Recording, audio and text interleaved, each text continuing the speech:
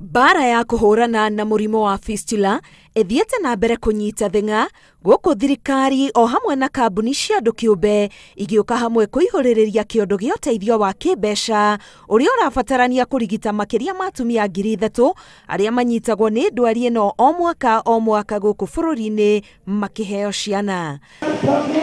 Tabarira ino iria uruguririo thibitari-ini nene ya Kenyatta ikuhuthira ciringi milioni 12 kuri atumia magana meeri makugunika kuma icigo itiganite. Mbeca ici cikuhuthika kumarigita na njira ya guthinjwo o hamwe na guthomithia aria mateithagiriria atumia makiheo ciana niguo makahota kumathaitira na njira iria yagiriire.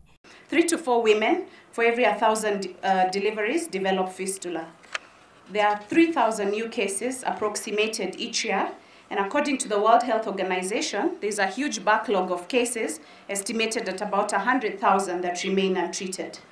So it is time for us to go out there and give more information. Kuma mwaka wa 2006 atumia 4,000 nio marigititwo na njira ino ya guthinjwo na makahona fistula kaimana. Wenye bibi zao wako na fistula, tafadhali tuwapeleke hospitali na tuwachukue kama penye walikuwa unachukuliwa tu kitambo, na hospitali itamrudisha back to normal.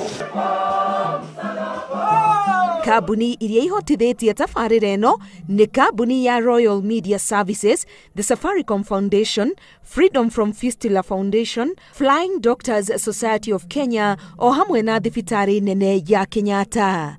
Ngiribotera Inooro TV, getwo Karo Kenyugo Mwaura.